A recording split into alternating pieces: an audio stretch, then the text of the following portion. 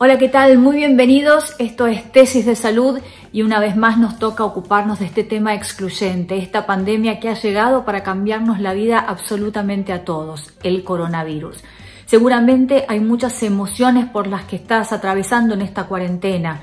El miedo, la angustia, la ansiedad, la soledad para algunas personas. De todos estos temas nos vamos a estar ocupando. Cómo atravesar esta cuarentena de lo mejor posible. También el rol de las farmacias, qué pasa con los medicamentos, la polémica en torno al uso de guantes, al uso de barbijos. Estos temas y mucho más en este Tesis de Salud del día de hoy que comienza de esta manera.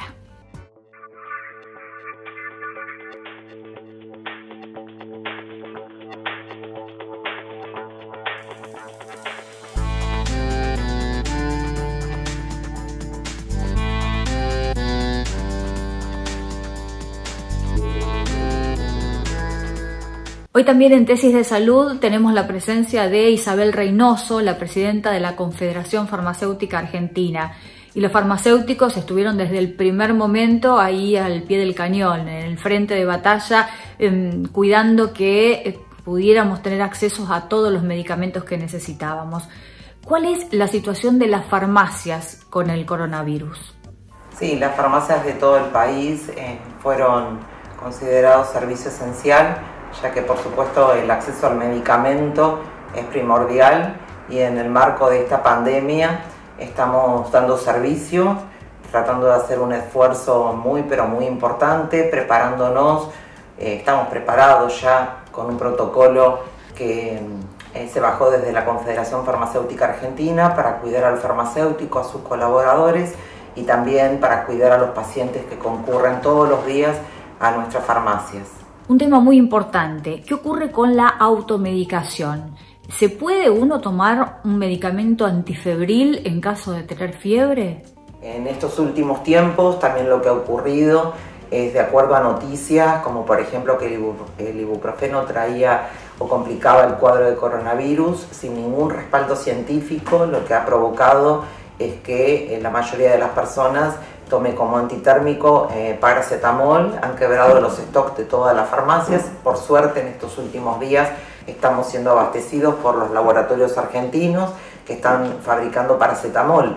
Así que lo que yo les puedo aconsejar como farmacéutica es claramente no se automedique. Cualquier situación, cualquier síntoma tiene los números de teléfono disponibles de cada provincia, de la ciudad de Buenos Aires, el 148 de la provincia de Buenos Aires, y consultar con el médico. No es aconsejable la automedicación en ninguna situación, menos aún en esta. Lo mismo pasó con la hidroxicloroquina, que vimos en las farmacias como personas con receta médica, ¿sí?, llevaban mayor cantidad de lo que habitualmente se dispensa en las farmacias, y hoy tenemos una situación crítica con los pacientes que tienen lupus o artritis reumatoidea, que son pacientes que todos los meses, porque la medicación es crónica, vienen a nuestras farmacias y no tenemos stock para poderles dispensar ese medicamento. Así que cada noticia que va saliendo de medicamentos que se van probando, decirle a la gente que no los utilice, que a los médicos también que no los prescriban, salvo para los diagnósticos o patologías que ya se venían usando. Tenemos que hacer uso racional de los medicamentos, y realmente en esta situación de emergencia sanitaria es cuando los profesionales y también la comunidad tiene que colaborar para que el medicamento esté, en quien lo necesita, y no personas que guardan por las dudas medicamentos que no sabemos todavía si van a dar resultado o no frente al virus, que ha provocado esta pandemia mundial. ¿En qué estado se encuentra la vacuna antigripal? Con respecto a la vacunación antigripal, desde las farmacias de todo el país, nosotros estamos vacunando desde marzo con los lotes que ha liberado el ANMAT, como dije anteriormente, con un protocolo muy estricto para cuidarnos los farmacéuticos que aplicamos. La farmacia es centro de vacunación, siempre lo fue, y con respecto a las campañas masivas, en los próximos días estamos vacunando a los afiliados del instituto y también pacientes de otras obras sociales, tanto neumonía, la B13 como la Neumo 23, y también vacuna antigripal. y estamos esperando también la llegada de lotes de vacunas que ya, están ingresando y en los próximos días van a abastecer a las farmacias con vacuna antigripal para aquellos pacientes que tienen obras sociales, que tienen cobertura 100%, o también para aquellos que tienen diferentes coberturas dependiendo la seguridad social o aquel paciente que desee, adquirirla en forma particular. Siempre teniendo en cuenta que los grupos de riesgo son niños hasta 24 meses, después menores de 65 con patologías, específicas y con indicación médica, como todos los años, y mayores de 65, que son, la población de riesgo que siempre vacunamos. Tenemos una amplia experiencia en vacunación. Hace 10 años que estamos llevando adelante campañas masivas de vacunación y siempre el vecino confía en su farmacéutico de confianza, porque puede además consultarle con respecto a las vacunas de neumonía, si se la aplicó, si corresponde aplicar, y además de lo que es la dispensa y la aplicación, lo que hacemos también es mucha educación sanitaria para también cuidar los recursos de las vacunas, que son escasos, y no sobrevacunar, ¿sí? Sí que estén protegidos, pero no sobrevacunar. Hoy nos acompaña en Tesis de Salud el doctor José Eduardo Abadi, médico psiquiatra, y queremos preguntarle en primer término, doctor, ¿cómo se maneja la ansiedad y el miedo en esta cuarentena? Acá quiero decir 2-3 conceptos que me parece que pueden ser muy útiles. Una, diferenciar el miedo útil del pánico inútil. ¿Qué quiere decir con esto? Que el miedo útil, si lo sabemos manejar, vamos a saber dimensionar cuál es la situación, el adversario, la dificultad que enfrentamos, y vamos a poder instrumentar con las herramientas con que contamos las medidas adecuadas. Si en cambio dejamos que ese miedo útil, que es aliado a la valentía, a la responsabilidad y a la seriedad, se transforme en el pánico inútil, sucederá lo que sucede siempre con el pánico. Bloquea, paraliza y nos quita esa capacidad de reflexión que nos lleva a tomar medidas cuando estamos atrapados en el pánico, ineficaces. Quiero agregar un concepto a esto de miedo útil y pánico inútil: el optimismo lúcido. El optimismo lúcido, no el ingenuo, es muy significativo y da una confianza y una seguridad en uno mismo que potencia nuestro permiso para pensar y calma nuestras ansiedades. La angustia que estamos atravesando todos, ¿puede afectarnos el sueño y el buen dormir? El sueño y el dormir se perturban en los momentos de ansiedad. Aquí vamos a ser muy claros. Por supuesto que sí. Para dormir necesitamos descargar una tensión, una energía que guardamos, preocupaciones, etc. Cuando hay una situación de angustia, de crisis, y encima si se prolonga durante días, esta descarga no la podemos hacer y el dormir se convierte en algo interrumpido, difícil, superficial.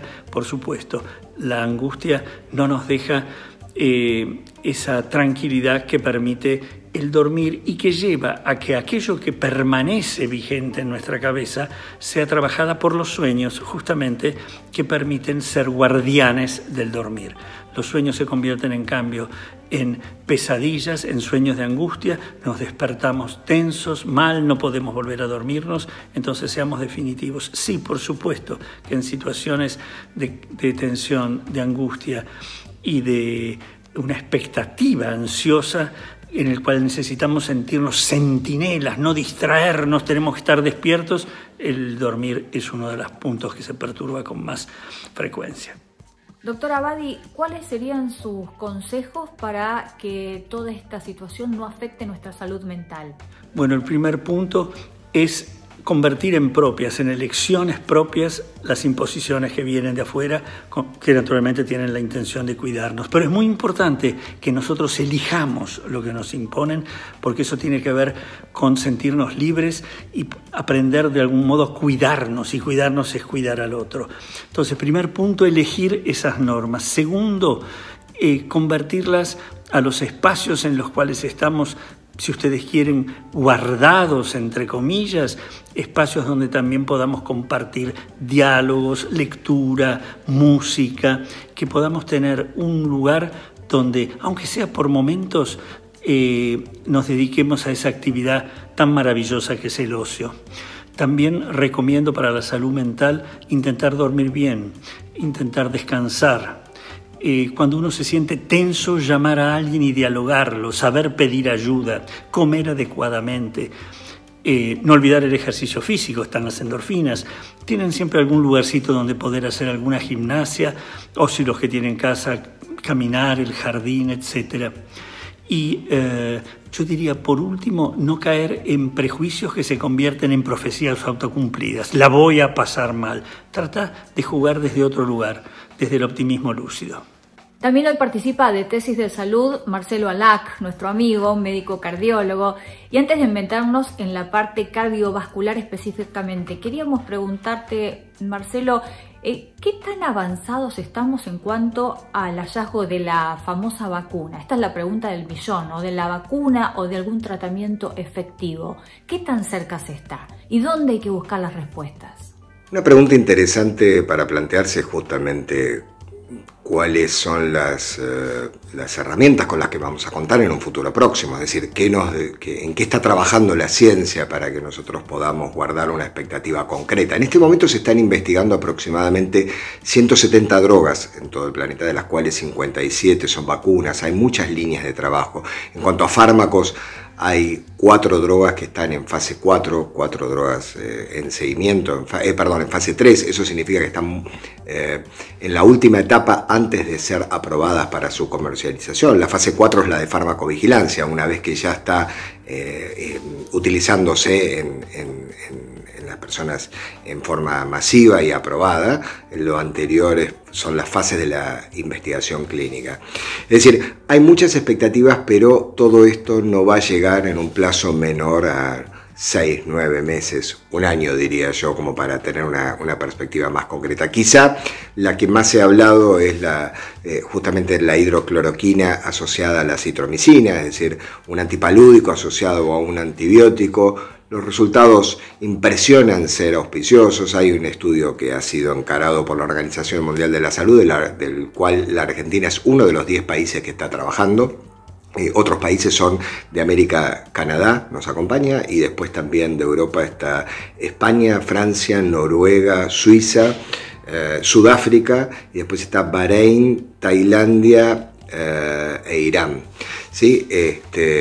Bueno, a ver, la idea es que se está testeando para ver cómo evolucionan estos pacientes. El tema es que no estamos hablando de una droga que sea inocua, es decir, es una droga, la hidrocloroquina es una droga que puede provocar arritmias ventriculares asociadas a una hipotensión muy severa del paciente, es decir, es una droga que tiene que ser utilizada en forma responsable, no se puede salir a indicar la hidrocloroquina de esa manera. Hay otros trabajos hechos también con colchicina, la Argentina está trabajando junto con Canadá en este sentido, es decir, hay varias drogas que están dando que hablar en este sentido, ¿no? Y ahora sí, ¿qué pasa con la salud cardiovascular? ¿Puede resentirse en cualquier paciente la salud cardiovascular en una pandemia como la del COVID-19? Ahora, si nosotros encaramos la pregunta sobre si la enfermedad, sobre el COVID-19 puede tener un cierto impacto sobre la salud cardiovascular, nosotros estamos observando a igual periodo del año anterior que están consultando menos los pacientes con síndrome coronario agudo, es decir, aquellos pacientes que tienen un dolor de pecho, que podría corresponder a un infarto, a una angina inestable.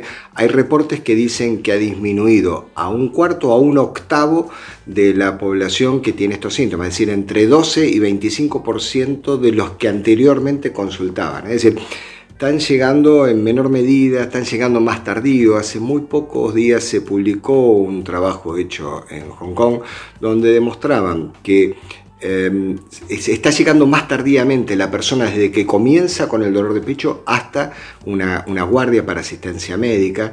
Ese periodo ha pasado de 80 minutos a 312 minutos. Inclusive lo analizaron en días de semana con respecto a días de guardia de fines de semana, que a veces pueden haber algunas diferencias, la literatura lo demostró en otras oportunidades, pero insisto, desde 82 minutos a 318 minutos, fíjense, estamos hablando de 4 veces más.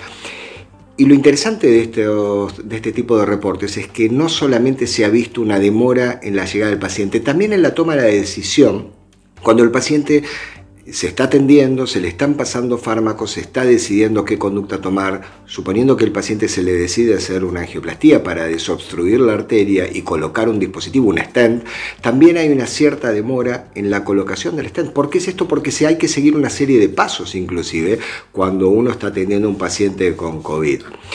Esa es una de las aristas que me parece interesante mencionar, pero también se ha hablado hace no muchos días de la posibilidad de que determinadas drogas como los inhibidores de la enzima convertidora y los antiangiotensinógenos tengan un efecto disminuido en estos pacientes. Bueno, no hay nada que realmente lo pueda documentarse y haya que tener temor en ese sentido. Creo que el principal inconveniente que estamos atravesando es que frente a una pandemia de estas características está muy bien optimizar todos los recursos para atender a las personas que consultan con un cuadro gripal de estas características, pero hay que tener en cuenta que la enfermedad cardiovascular sigue haciendo sus estragos y tiene que ser atendida de la manera que corresponde. Estamos hablando de la urgencia. Todo aquello que pueda ser pospuesto y tratado en un futuro inmediato debe ser pospuesto, pero los pacientes que tienen algún síntoma es necesario que consulten.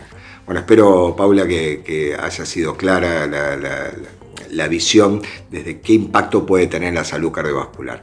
Muchas gracias por atender. También nos acompaña Pablo Bagnati, médico neurólogo. Pablo, ¿qué genera en todas las personas, en la población, esta situación tan extrema que estamos viviendo? La primera pregunta que se hace la gente con respecto a la pandemia de coronavirus es si es para tanto, si es tan relevante. En realidad ya ocupa una página oscura en la historia mundial por varias razones: su aparición brusca, su velocidad de transmisión, el vértigo de infección y de mortalidad y el impacto en la economía, en lo social y en la salud pública. Más allá de ello, impacta en el ciudadano común y va a producir una respuesta neurobiológica y psicológica. ¿Cuáles son las respuestas habituales de la persona frente a esta pandemia y a la probabilidad de contagio? Lo primero que aparece es la ansiedad. Es lo más común. ¿Por qué? Porque en realidad la gente suele pensar que la ansiedad es siempre patológica y en realidad es un mecanismo defensivo, adaptativo de los mamíferos para protegernos frente a estímulos estresantes o novedosos. Por ejemplo, estamos leyendo el diario en el living, sentimos olor a humo y nos paramos inquietos y nos empezamos a dirigir acciones para ver qué es lo que pasa. Ese es el mecanismo normal de la ansiedad. Ahora, cuando la ansiedad es excesiva, se vuelve patológica y nos provoca displacer. Ese es el peligro de este momento y es lo más común que sucede, la ansiedad frente al confinamiento. El confinamiento es una amenaza, es una medida de prevención eficaz, pero es una amenaza para la libertad individual, para el libre albedrío y sobre todo para el nivel funcional normal de cada uno de nosotros en un día común donde teníamos una serie de rutinas durante años y de golpe, bruscamente, esto nos lleva a nuestras casas y a un nuevo orden de vida. ¿Qué consejos podés dar a toda la población en esta situación de cuarentena, ¿no? Lo que ocurre con el encierro y específicamente a la población de riesgo? El primero y más importante es tener un orden de actividades, un cronograma cuando nos levantamos. Nosotros nos levantamos con la variabilidad del ánimo de los seres humanos, días más optimistas, pum para arriba, otros días donde estamos más abajo, con ideas más catastróficas, con una mirada más sombría de la vida. Hay que hacer rápido una autoinspección de eso, alejar los fantasmas más oscuros y tratar de ir hacia el cronograma de un día productivo y que se parezca lo más posible a nuestros días normales de acuerdo a la idiosincrasia de cada uno. Pueden ser más flexibles, por supuesto, pero tenemos que tener orden de actividad laboral, orden de actividad de placer o lúdicas, que ahora hay mucho más y porque tenemos más tiempo, orden sobre todo en los hábitos alimenticios y en los hábitos de sueño. Hay gente ahora que se está despertando a las 6 de la tarde, se acuesta a las 4 de la mañana, eso es muy desaconsejado, son respuestas neurobiológicas que cambian todo el ritmo al cuerpo, el cuerpo no entiende nada, suele entonces pasar a tener cambios en la voracidad, por ejemplo, para tomar hidratos de carbono, buscar recompensas, así que es muy importante el orden. Otro consejo es tener buen contacto afectivo. Esto nos los ofrece mucho hoy la multimedia. Estar conectados ampliamente con nuestros amigos, con nuestros seres queridos, tratar de tener la mejor predisposición con los convivientes, porque es fácil que haya más roces. Hay distintas generaciones que están conviviendo de golpe todo el tiempo en la misma casa.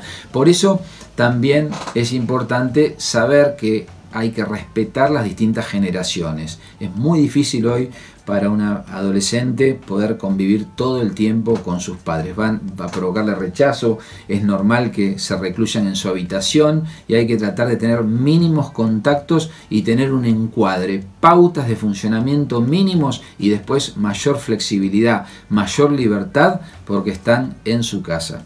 Y en este programa no podía faltar, por supuesto, la palabra de Rogelio Dovidio, nuestro amigo, médico, especialista en enfoque holístico. Y justamente desde ese enfoque, Rogelio, queríamos preguntarte cómo hacemos para manejar los miedos, la angustia y hasta la depresión que nos provoca toda esta situación, la pandemia y el encierro.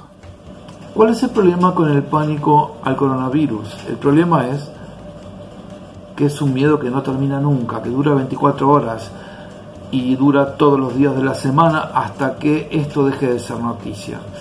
Entonces, este miedo sí tiene consecuencias. Primero tiene consecuencias individuales. ¿Cuáles son las consecuencias individuales? El miedo crónico libera sustancias internas, por ejemplo los corticoides, que deprimen mi sistema inmune, que es un conjunto de células y tejidos que están encargados de defenderme contra virus, bacterias, parásitos y hongos. Entonces, la primera consecuencia es individual y es que yo voy a tener deprimido mi sistema inmune como para defenderme de esta agresión externa del virus. Segundo, a nivel grupal, a nivel interpersonal, ya no es intrapersonal sino interpersonal, con otras personas, que la situación de pánico hace que frente al mecanismo de supervivencia el otro no me interese. Digamos, yo me voy a salvar y los demás no sé. Este fenómeno es el fenómeno de la estampida en los animales. Y esto es peligroso de manera social. Por lo tanto, el pánico no sirve. El pánico que dure 24 horas deprime mi sistema inmune a nivel individual y me vuelve un antisocial a nivel grupal. Por lo tanto, el miedo no me funciona en este caso. ¿Qué puedo hacer entonces? Bueno, fijémonos en lo siguiente. Frente a cualquier cosa que me hace sufrir, yo tengo 4 posibles recursos para actuar. Frente a cualquier cosa que me haga sufrir. Y si usted aprende esta técnica, va a usar alguno de estos 4, que es lo que habitualmente pasa. Primero, cambiar la situación que me hace sufrir. Supongamos, yo estoy peleado con X persona, puedo ir, confrontarla y tratar de deshacer el conflicto que nos ha llevado a sufrir, a ambos. Cambiar la situación que me hace sufrir. Ahora bien, ¿yo puedo cambiar la pandemia? ¿Puedo cambiar la cuarentena? No. Esto está por encima de mis posibilidades, por lo tanto, esto no lo puedo hacer. Segunda opción es la aceptación. Aceptar es reconocer lo que es. Esto que parece una verdad de perogrullo, que dice lo que es, como es un viejo mantra budista, lo que es, hace que yo pueda manejarme con la verdad, con la realidad. y no pelearme con ella. Entonces, tenemos la primera, cambiar lo que me hace sufrir. La segunda, aceptar. Y una vez que yo acepté, bueno, la tercera opción. ¿Cuál es la tercera opción? Es cambiar mi actitud interior frente a lo que me pasa. Yo puedo regular, puedo ser consciente de lo que yo pienso, siento, hago y digo. Por lo tanto, yo puedo prestar atención a eso y ver de qué manera puedo cambiar mi actitud. Hay una vieja frase espiritual que dice, nada ha cambiado, solo cambió mi actitud. Por lo tanto, todo ha cambiado. Prestemos atención a la actitud. Cambiar la situación que genera sufrimiento, aceptar, cambiar la actitud. Y finalmente la cuarta, si no elijo ninguna, es seguir sufriendo igual que como estoy hasta ahora. Espero que si te quedas pensando en esto, lo puedas aprovechar. Te mando un abrazo grande y seguimos en contacto. Gracias. Y de esta manera llegamos al final del programa de hoy. Muchísimas gracias por estar ahí del otro lado. Esperamos que te hayan sido de utilidad todas estas informaciones, estos consejos, y tenemos más, por supuesto, la semana que viene para seguir compartiendo. Tesis te sigue acompañando desde casa. Todos nos tenemos que quedar en casa. Chau, que sigas pasando lo mejor posible esta cuarentena que nos toca vivir. Hasta la próxima.